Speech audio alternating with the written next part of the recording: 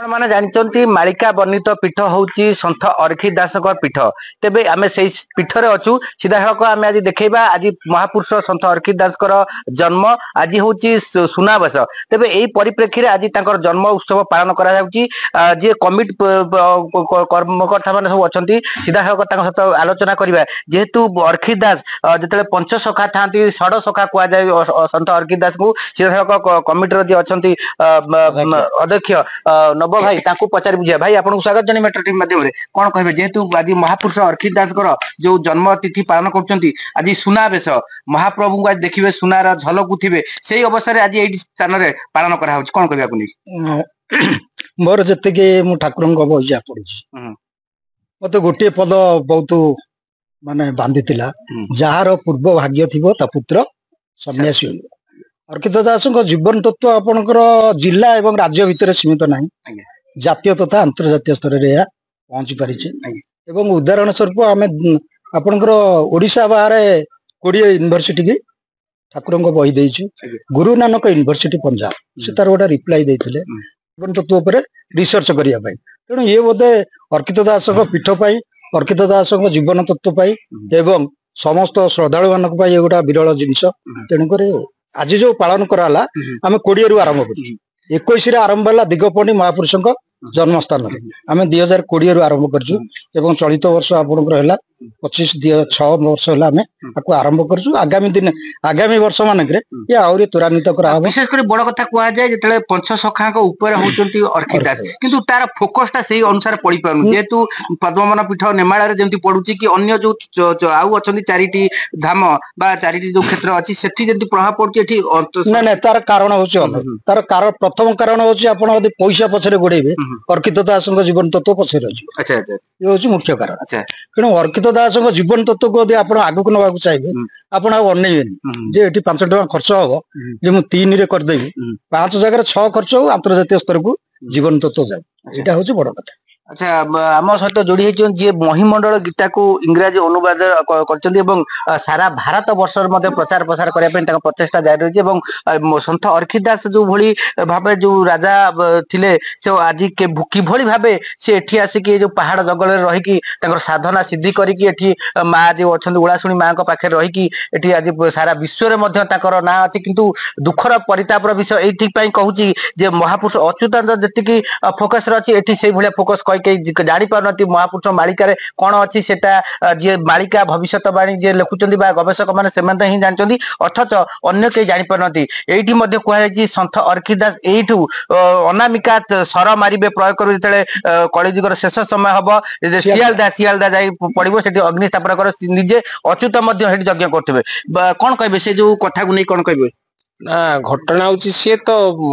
परवर्ती पर्यायर कथा जोटा कि पद्मकल्प लिखिं से यज्ञ थिबे पंच जो महापुरुष थिले ये सी रेस्क्यू पे यहाँ डाकिबे रेस्क्यू पे जो डाकिबे ये आविर्भाव हे ये से अयोध्या थे ये आसवे सरमरा हम कंप्लीट हम से पार्ट बाद आज तो आम जन्मदिन पालन करचे तो जन्मदिन हूँ आषाढ़ मास एकादशी तिथि बाहुड़ा दिन एतिक जन्मदिन आम पालन करूँ प्राय 4 वर्ष है ठाकुर जहाँ जन्मदिन करा जाए नुआ पोशाक टे परिधान से करती भोगटी हुए आलोचना हुए विषय बाकी आप जो कहले पंच महापुरुष पा लिखी थे जे 256 आउ तापर ये उपरी न ये आम गेलापुओ तेणु श्रेष्ठ तेणु गेलापुओ श्रेष्ठ दीटा को जदि अर्कित दास तेबे जो माने पढ़ी से पाठटी सी आपणी बाकी प्रसार प्रचार हूँ जी जिते कल्चर करिथिबो आप जानवे कल्चर न कल तो जानी ना कहुए कि जिते पंच महापुरुष माने पद्म पाखुड़ा ये होती केशर माने सर्वश्रेष्ठ पर से हूँ जो परीक्षा पोड़ाशुणी पीठ से करेंगे महापुरुष अरखी दास केतेटा पाठ से माने कंप्लीट करि पार नथिले से माने होची चैतन्य द्वारा नामकरण है कि जगन्नाथ निर्देश लेखा लेखी कले ଲେଖା ଲେଖି କରି ଯେତେବେଳେ ଜଗନ୍ନାଥଙ୍କୁ ସମର୍ପି ଦେଲେ ଜଗନ୍ନାଥ ତାପରେ ତାଙ୍କୁ କହିଲେ ତମ ପାଖରେ ଥାଉ।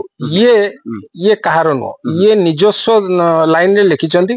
ଏବଂ ଇଏ କାହାକୁ ନିଜସ୍ୱ ହିଁ କରିନାହାନ୍ତି। ଆପଣ ଆଙ୍କର ଡିସାଇପଲ କାହାକୁ ପାଇବେନି, ଆଙ୍କୁ ଅନୁକରଣ କରିଛନ୍ତି କିନ୍ତୁ ତାଙ୍କର ଯେମିତି ମାନେ କ୍ରମାନ୍ୱୟରେ ଡିସାଇପଲ ଅଛନ୍ତି ଏବଂ ସେମାନେ ଲେଖିଛନ୍ତି କିଏ କୋଉ ପିରିୟଡରେ କାହା ଘରେ କୋଉ ନାମକରଣରେ ଜନ୍ମ ହବ ଇଏ ସେ ପାର୍ଟକୁ ଯାଇନାହାନ୍ତି। ଇଏ ତାଙ୍କ କଥା କହିଛନ୍ତି ତାପରେ ଉଭେଇ ଯାଇଛନ୍ତି। କିନ୍ତୁ ପଦ୍ମକଳ୍ପରେ ହିଁ ଆପଣଙ୍କର ପୃଥିବୀର ଯୋଉ ଯୁଗର ପରିବର୍ତ୍ତନରେ ଆଙ୍କର କର୍ତ୍ତବ୍ୟ କଣ ସେ ବିଷୟରେ ବୁଝେଇଛନ୍ତି। ଆଚ୍ଛା, ଯେତେବେଳେ କୁହାଯାଏ ମହିମଣ୍ଡଳ ଗୀତା ଅର୍ଖି ଦାସଙ୍କର ହଉଛି ସବୁଠାରୁ ଶ୍ରେଷ୍ଠ ଗୀତା ଏବଂ ଯେତିକି ଆମେ ମାନେ ଜାଣିଛେ ଅନ୍ୟମାନେ ବିଶେଷ କରି କେହି ଜାଣିପାରନ୍ତି ତାର କୋଉଠି କଣ ତ୍ରୁଟି ରହୁଛି ଯାହା ଫଳରେ ତ୍ରୁଟି ନାହିଁ, ତାର ପ୍ରଚାର ପ୍ରସାରଟା ହେଇନଥିଲା। କେବଳ ସେ ମହିମଣ୍ଡଳ ଗୀତାଟି ଏକାଡେମୀ ତରଫରୁ ଏବଂ ଧର୍ମଗ୍ରନ୍ଥ ଷ୍ଟୋର ପୂର୍ବରୁ ମିଳୁଥିଲା। ଯେ ଏମିତି ଗୋଟେ ଲେଖା ଅଛି ଯୋଉଟା ପଢିଲେ ମଣିଷର କାର୍ଯ୍ୟରେ ଲାଗିବ ସେଇଟା ଲୋକଙ୍କ ପାଖରେ ପହଞ୍ଚି ନଥିଲା। ଏଇ ପ୍ରୟାସଟା ଦ୍ଵାରା ଆପଣ ମାନଙ୍କ ଦ୍ଵାରା ବି ହଉଛି ଏବଂ ଏ ପ୍ରଚାର ପ୍ରସାର କମିଟି ଦ୍ଵାରା ହଉଛି ଏବଂ କିଛି ଯୋଉମାନେ କରିଛନ୍ତି ତାଙ୍କ ଦ୍ଵାରା ବି ଆଜିକାଲି ସୋସିଆଲ ହୁକଅପ୍ସ ହେଲା ପରେ ଲୋକ କିଣିକି ନେଲେ। ଆମେ ସେ ଫିଡବ୍ୟାକ ଟା ଯୋଉଠି ବହି ଦିଆହେଇଛି ସେମାନଙ୍କର ଫିଡବ୍ୟାକ ପାଇଛୁ, ସେମାନେ ଆମକୁ ମେଲ ବି କରିଛନ୍ତି। ତେଣୁ ଗ୍ରାଜୁଆଲି ପ୍ରସାରଟା ହଉଛି। ତେଣୁ